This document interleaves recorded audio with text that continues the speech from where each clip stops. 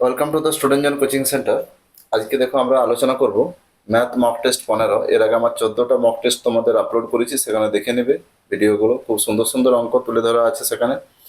প্রত্যেকটা কোশ্চেনে previous ইয়ার্সের question এখানে তুলে ধরেছি। দেখো খুব সুন্দর কোশ্চেনগুলো আছে।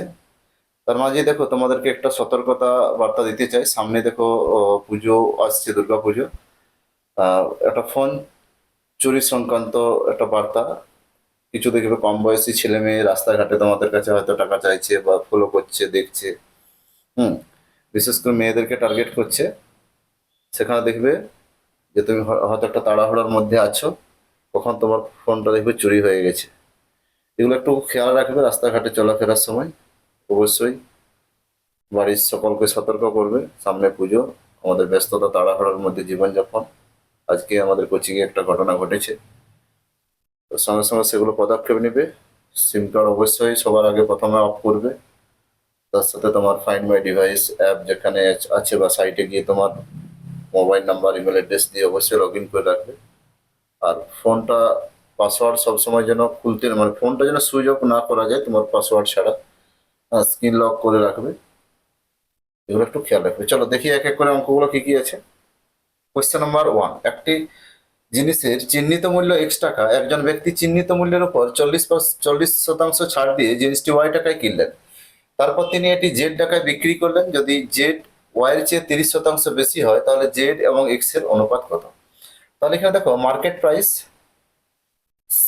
তারপরে আসছে কস্ট প্রাইস, তারপরে সে বিক্রি করছে সেলিং প্রাইস। তাহলে দেখো এক্স টাকায় সে চিহ্নিত করেছে, তবে 40% ছাড় দিয়ে জিনিসটা ওয়াই টাকায় কিনছে। তাহলে 100 টাকার জিনিসটা সে 40 টাকায় কিনে নিয়ে এসছে। ওই 40% ছাড় দিয়ে, তার মানে 60 টাকায় কিনে নিয়ে এসছে। সে যখন বিক্রি করছে 30% বেশি দামে বিক্রি করছে, তাহলে 60-এর উপর 130 অ্যাপ্লাই করে দাও। 130 হলে দেখো 13×6 = 78। শূন্য শূন্য এখানে কাটছি। 13×6 = 78।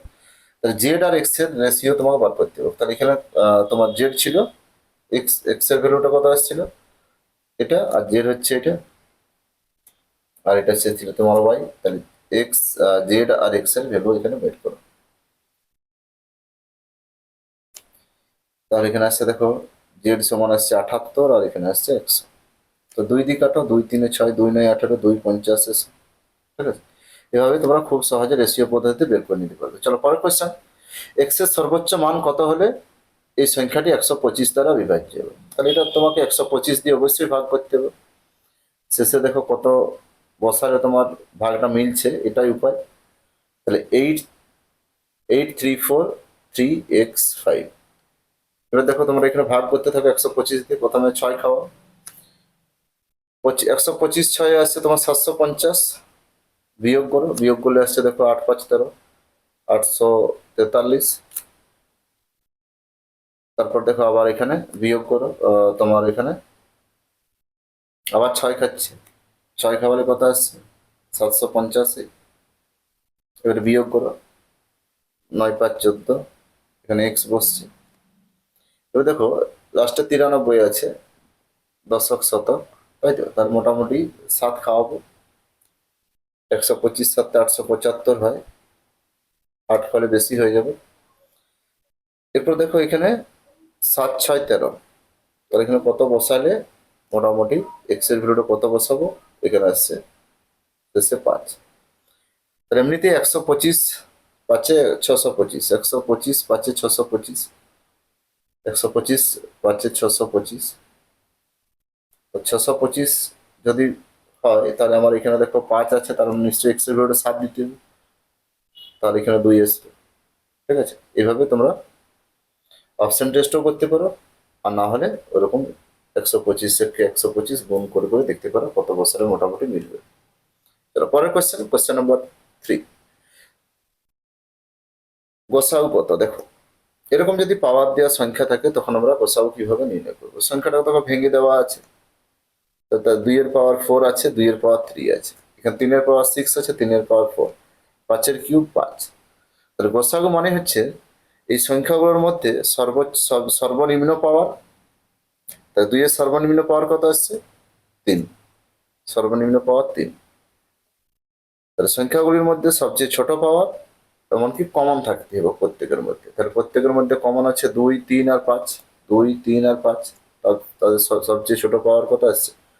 এখানে 3 এর পাওয়ার 4, এখানে আসছে 4 আর 5, এখানে 7 to the power 4 R 11 to the পাওয়ার 3 এখানে আছে। এটা নেওয়া যাবে না, কেননা গসাগুর ক্ষেত্রে সবার মধ্যে কমন থাকতেই হবে। আর সর্বনিম্ন পাওয়ার, যদি লসাগু হতো তাহলে সবার মধ্যে কমন থাকতেও পারে, নাও পারে। যদি থাকে সবার মধ্যে কমন, তাহলে সর্বোচ্চ পাওয়ার আর বাড়তি যে সংখ্যাগুলো আছে তাদের গুণফল। কোশ্চেন নাম্বার 4, 24টি সংখ্যার গড় আসছে 48, যদি প্রতিটি সংখ্যা থেকে m বিয়োগ করা হয় তাহলে নতুন গড় আসছে 39। তাহলে দেখো কতগুলি সংখ্যা যদি গড় দেওয়া থাকে, তারপরে যদি তোমাকে বলে ওই প্রত্যেকটা সংখ্যা থেকে কোনো সংখ্যা যদি যোগ বিয়োগ গুণ ভাগ এগুলো যদি করতে বলে, তারপরে তোমার যদি নতুন গড় বের করতে বলে, তখন তুমি কি করবে? ওই গড়ের সাথেই যোগ বিয়োগ গুণ ভাগ করে দেবে। তাহলে এখানে দেখো 48-এর থেকে m বিয়োগ করে 39 হয়েছে, তাহলে আমরা 48 আর 39 বিয়োগ করে দিচ্ছি, ওটাই হচ্ছে আমার m এর ভ্যালু। 9 9 18, তাহলে অ্যান্সার কত আসছে? 9 8 17, তাহলে এখানে অ্যান্সার আসছে 7। অ্যান্সার হয়ে গেল। কোয়েশ্চেন নাম্বার 5, তাহলে 4x plus 3y is two 4x minus 3y value কত দেওয়া আছে? 5:2। তাহলে এখানে দেখো x এর সহগ 4, y এর সহগ 3, x এর সহগ 4 আর y এর সহগ 3, একটা প্লাস একটা মাইনাস, তাহলে আমরা যোগফল প্রক্রিয়া অ্যাপ্লাই করব। 5 6 7, আবার 5 থেকে যদি 7 বিয়োগ, 5 থেকে 2 বিয়োগ করলে কত আসছে? 3। তাহলে এখানে 7 আর 3 লিখবো। তাহলে x এর সহগ দিয়ে y কে গুণ করবো, মানে y এর ভ্যালু কত? 3 4 কে, আর y এর সহগ দিয়ে x এর ভ্যালুকে মানে 7, তাহলে 3। তো এখানে গুণ করলে 3 এ 3 এমনিতে কেটে যাচ্ছে, যদি গুণ করি তাহলে 7:4। এগুলো মুখোমুখি করা যায়। পরের কোয়েশ্চেন, কোয়েশ্চেন নাম্বার 6, একটি স্কুলে মোট 360 জন ছাত্রছাত্রী আছে, তার ছেলে আর মেয়ে মানে বয় আর গার্ল, তাদের রেশিও দেওয়া আছে।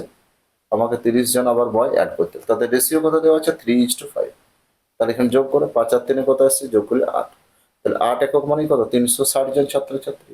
আর 1 একক মানে 8 4 32 আর 8 5 40 45, তাহলে 45 মানে 3 একক, 3 5 15 আর 3 4 12 আর একে 13, 135 জন আমার ছেলে আছে, তার মধ্যে আরো 30 জন ছেলে যদি অ্যাড হয়, তাহলে এখন মোট ছেলের সংখ্যা কত হয়ে যাবে? 165 জন। অ্যান্সার হয়ে যাবে, খুবই সহজ।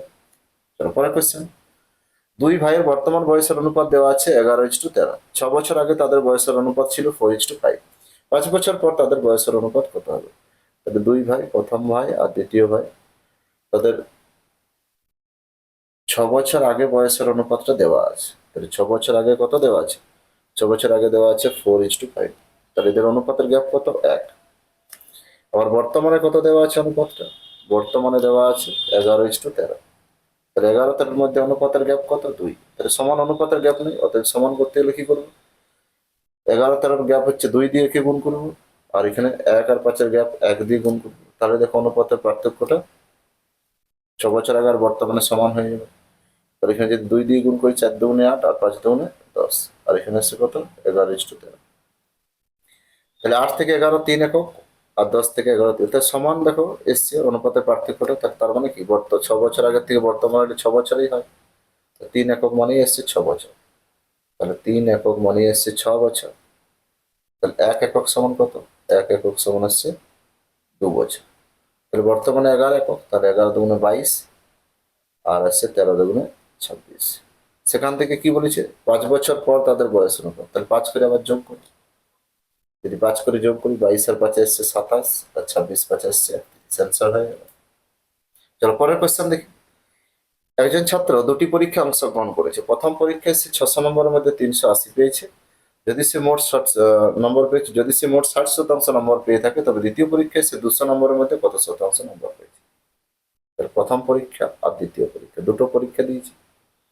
একটা 600 পরীক্ষা হয়েছে আর একটা 200 পরীক্ষা হয়েছে, তার মানে টোটাল 800 পরীক্ষা হয়েছে, তাই তো? তো সে প্রথম পরীক্ষায় সে কত নম্বর পেয়েছে? প্রথম পরীক্ষায় সে 380 নম্বর পেয়েছে। আর দ্বিতীয় পরীক্ষায় তাহলে ধরে নিলাম এক্স নম্বর পেয়েছে, আর সে টোটাল বলছে 60% নম্বর পেয়েছে। তাহলে 860% আমরা দেখে নিই কত আসছে। 848, 480। তাহলে দ্বিতীয় পরীক্ষায় কত নম্বর পেয়েছে? 480 থেকে 380 বিয়োগ করলে কত? 100। তো সে দ্বিতীয় পরীক্ষায় 200 নম্বরের ছিল, তাই 200-র মধ্যে 100 পেয়েছে, তার মানে 50% হয়ে আসবে। তাহলে 100/200 × 100। দ্বিতীয় পরীক্ষায় সে কত শতাংশ নম্বর পেয়েছে? অ্যান্সার হয়ে গেল 50%। কোয়েশ্চেন নাম্বার 9, একটি জিনিসের ক্রয় মূল্যের 40% তার বিক্রয় মূল্যের 50% সমান। তাহলে এরকম যদি সমান হয়ে যায়, একদিকটা সিপি আর একদিকটা এসপি লিখবে, তাহলে বিক্রয় মূল্য কত? 50টা সিপির তলায়, আর এসপিটা আসছে 40। তাহলে দেখো 50কে 2 দিয়ে গুণ করলে কত আছে? 100। আবার অনুপাতে একই গুণ ভাগ হয়, তাহলে 80, তাহলে 100 থেকে 80, তার মানে 20% তার লস হয়েছে। অ্যান্সার হয়ে যায়। পরের কোশ্চেন নাম্বার 10। এটাও তোমরা দেখো সাকসেসিভ ডিসকাউন্ট করতে পারবে। তাহলে 100-র উপর অ্যাপ্লাই করো, 30% ছাড় মানে 70, 25% ছাড় মানে 75, আর 40% ছাড় মানে 60। জাস্ট ক্যালকুলেশন করবো, কত মান আসছে চেক করবো। 25 × 3 = 75, 25 × 4 = 100। আবার এখানে শূন্য শূন্য কেটে দাও। আবার 2 × 2 = 4, 2 × 3 = 6, 3 × 3 = 9, 9 × 7 = 63। তাহলে 63কে যদি 2 দিয়ে ভাগ করে কত আসে? 63কে 3 × 2 = 6, 3 × 1 = 3, 31.5। তাহলে 100 থেকে মানটা কমে গেছে, অতএব কতটা কমেছে সেটাই হচ্ছে আমার সাকসেসিভ ডিসকাউন্ট। তাহলে এখানে হচ্ছে 5, 2 হলে 8 দিচ্ছে, আর 3, 4 হলে 6। তাহলে 68.5% মোটের উপর তা ছাড়ে দেওয়া হয়। তারপর দেখো কোশ্চেন নাম্বার 11। একটি নির্দিষ্ট পরিমাণ টাকা সরল সুদে 3 বছরে এত টাকা, 8 বছরে এত টাকা হয়, তাহলে সুদের হার কত? তাহলে এখানে দেখো 8 বছরে সুদে আসলে কত এসছে দেখে নি। 8 বছরে সুদে আসলে, সুদ আসলে 8 বছরে কত আসছে? পি প্লাস আই আসছে তোমার 40,280 টাকা। আর 3 বছরে কত আসছে সুদে আসলে? 3 বছরে সুদে আসলে আসছে 26,980 টাকা। তাহলে আমরা এখানে দেখতেই পাচ্ছি 8 থেকে 3 মানে 5 বছরের সুদের পার্থক্য। তাহলে 5 বছরের সুদের পার্থক্য, তাহলে 5 বছরের সুদের পার্থক্য কত আসছে? বিয়োগ করে দাও। 13,300 টাকা। তাহলে 1 বছরের সুদ কত আসছে? 1 বছরের সুদ আসছে তোমার 2660 টাকা। 2660 টাকা। তাহলে 3 বছরের সুদ বার করি, তাহলে 3 বছরের আসল পেয়ে যাবো। 3 বছরের সুদ যদি আমরা বার করি, 3 8, 3 7 21, 3 8 24 এর আছে, গুণ করবো 3 দিয়ে। 0, 3 6 18, 3 6 18 × 19, আর 3 2 6 আর 1 7, 7,980 টাকা 3 বছরের সুদ। তাহলে আসল কত? 3 বছরের সুদ আসলে তো ছিল 26,980 টাকা মাইনাস 7,980 টাকা। তাহলে বিয়োগ করো। তাহলে এখানে দেখো বিয়োগ করলে তুমি পেয়ে যাচ্ছ, কত পাচ্ছ এখানে? 0 0, আবার একটা 0, আবার 7, তাহলে এখানে আসছে 19,000 টাকা আসছে আসল। তাহলে দেখো তুমি সুদের হার সমান I × 100 divide by P × T, মান বসা, ক্যালকুলেশন কর। সুদ কত আছে? 7,980 টাকা ইন্টু 100। আবার দেখো 19,000 টাকা হচ্ছে আসল, ইন্টু আছে 3 বছর। 1 2 3, 3টা শূন্য কাটে দাও। এবার 3 দিয়ে কাটো, 3 2 × 6, 3 6 18, 3 6 18, আবার 19 14, এটা কেটে যাচ্ছে। তাহলে সুদের হার হচ্ছে 14%। অ্যান্সার হয়ে গেল। চলো পরের কোশ্চেন নাম্বার 12। 14,000 অর্থরাশির উপর 10% চক্রবৃদ্ধি সুদের হারে 3 বছরের জন্য ধার দেওয়া হয়, তাহলে চক্রবৃদ্ধি সুদ কত? তাহলে একটা পি আর এ রেশিও পদ্ধতি করে দাও। তাহলে 100 টাকা হলে সুদে আসলে আসছে কত? 110। শূন্য শূন্য কাটো, এটা 1 বছরের। তাহলে 2 বছরের ক্ষেত্রে কি আসবে? 3 বছর বলেছে, তাহলে 3 বছরে কত আসবে? 3 বছরে 10-এর কিউব, আর এখানে আসছে 11-এর কিউব। তো 10-এর কিউব করলে কত আসছে? 1,000। 11-এর কিউব কত আসছে? 1331। তাহলে এখানে 14,000, তাহলে আমরা যদি 14 দিয়ে গুণ করি, তাহলে 14,000 ইন্টু 14 দিয়ে, এটাও 14 দিয়ে গুণ হয়ে যাবে। তাহলে এখানে তো 14 থাকছে। তাহলে এখানে 14 গুণ না করে কি করবো আমরা? বিয়োগ যদি করি 1,000 আর এটা, তাহলে কত আসছে? 331। তার সাথে 14 গুণ করে দিলেই হলো। 14 গুণ করো, তাহলে অ্যান্সার পেয়ে যাবে। কত আসবে? 4,634 টাকা। এভাবে তোমরা বের করতে পারবে। চলো পরের কোশ্চেন নাম্বার 13। এ একা একটি এ বি এবং সি একা একা একা একা একটি কাজ 10, 15, 30 দিন সম্পূর্ণ করতে পারে। এ বি সি একই সঙ্গে সেই কাজে 30% কত দিনে করবে? তাহলে দেখো এটাও খুব সহজ। এ একা কাজ করে 10 দিনে, বি একা কাজ করে 15 দিনে, আর সি একা কাজ করে 30 দিনে। তাহলে লসাগু কত? 30। তাহলে 10 দিনে 30, তাহলে এ প্রতিদিন 3 একক কাজ করে, 15 দুগুণে 30, বি প্রতিদিন 2 একক, 10 30 একে 30, 1 একক। তাহলে একসাথে যদি কাজটা হয় ডেলি 6 একক কাজ হবে। তাহলে টোটাল তো 30 একক কাজেই আছে। তাহলে 6 দিয়ে ভাগ করলে 5 দিনে শেষ হয়ে যাবে। তাহলে কাজটা বলছে 30% কত দিনে হবে? তাহলে 30/100 করে দিই। শূন্য শূন্য 5 দুগুণে 10, 30% কাজ তা শেষ হবে 3 এর 2 দিন। অ্যান্সার হয়ে গেল। চলো পরের কোয়েশ্চেন। একটি গাড়ি মোট 15 ঘন্টায় 35 কিমি আর 40 কিমি বেগে দুটি দূরত্ব অতিক্রম করেছে। উভয় দূরত্ব সমান গতিবেগে গেছে, তাহলে সমান গতিবেগে গেছে মানে কি দূরত্বগুলো যোগ করে 15 দিয়ে ভাগ করে দেবো, তাহলেই তো গতিবেগ। এটাই গতিবেগ। গতিবেগ সমান দূরত্ব বাই সময়, সমান গতিবেগে গেছে। তাহলে এখানে আসছে 75/5, 15×5 = 75, 5 কিমি/ঘন্টা উত্তর হয়ে গেল। পরের কোশ্চেন, যদি একজন লোক নদীর প্রবাহের বিপরীতে, তার মানে প্রতিকূলে বেগ, নদীর প্রবাহের দিকে মানে অনুকূলে 28 কিমি, উভয় ক্ষেত্রেই 5 ঘন্টা সময় লেগেছে, তাহলে স্রোতের বেগ, তাহলে স্রোতের বেগ মানে কি জানি হাফ অফ অনুকূলে বেগ মাইনাস প্রতিকূলে বেগ, হাফ অফ অনুকূলে বেগ মাইনাস প্রতিকূলে বেগ। বাস ক্যালকুলেশন করো। তার নিচে হর 5 আছে, তাহলে তার 18 থেকে 5, তার মানে কত আসছে 15, আর 15 বাই নিচে এখানে 2 আর 5 গুণ করলে কত আসছে 10, তাহলে 1.5 কিমি/ঘন্টা। এটাই স্রোতের গতিবেগ। আনসার হয়ে গেল। হাফ অফ অনুকূলে গতিবেগ প্লাস প্রতিকূলে গতিবেগ মানে হচ্ছে স্থির জলবেগ। তাই স্থির জলবেগ চাইলে কি করতে হবে, হাফ অফ অনুকূলে গতিবেগ প্লাস প্রতিকূলে গতিবেগ। পরের কোশ্চেন নম্বর 7। টিনা, রিনা আর সিনা যথাক্রমে 24,000, 28,000 আর 20,000 বিনিয়োগ করেছে একটা ব্যবসায়। টিনা 8 মাসের জন্য বিনিয়োগ করেছে, রিনা 10 মাসের জন্য, আর সিনা করেছে 1 বছরের জন্য। বছরের শেষে তার এই টাকাটা লাভ হয়েছে, তাহলে টিনা কত পাবে লভ্যাংশ, এটাই বার করতে হবে। তাহলে এখানে দেখো টিনা, রিনা আর হচ্ছে সিনা, তাহলে লভ্যাংশ, তাহলে মূলধন কত কত আছে, টিনার আছে 24,000, রিনার আছে 28,000, আর সিনার আছে 20,000। টিনার আসছে কত 8 মাসের জন্য, আর এর আসছে 10 মাসের জন্য, আর এর আসছে 12, এক বছর মানে 12। তো এটা ক্যালকুলেশন করে 1 2 3, 1 2 3, 1 2 3, 4 2 8, 4 2 8, 4 7 28, 4 3 12, ও 4 5 20। আবার দেখো 2 দিয়ে কাটছে, 2 5 10, 2 6 12। তাহলে এটা গুণ করলে কি মূলধন ইন্টু সময় মানে লভ্যাংশ, 24:5 4 20, 4 5 20 আসছে এখানে, আর 7 4 28, 7 ছিল, তাহলে 7 5 35, আর 6 5 30। তাহলে এই হলো তাদের লভ্যাংশের অনুপাত। তাহলে আনুপাতিক সমষ্টি কত আসছে 89, তাহলে 89 একক মানে আসছে কত 25,810। তাহলে 1 একক সমান কত, এটা ভাগ করো, ভাগ করলে তোমরা 290 পাবে।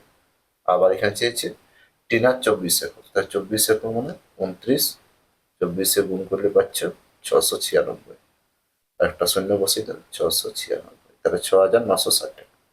চলো পরের কোশ্চেন নম্বর 17। একটি বর্গক্ষেত্রে বাহু দেওয়া আছে, বর্গক্ষেত্রের পরিসীমা বাহু, তাহলে বর্গক্ষেত্রের পরিসীমা মানে কি 4 ইন্টু বাহু, তাহলে 4 ইন্টু 6.5 গুণ করে দেবে, 6 4 24 আর 5 4 20,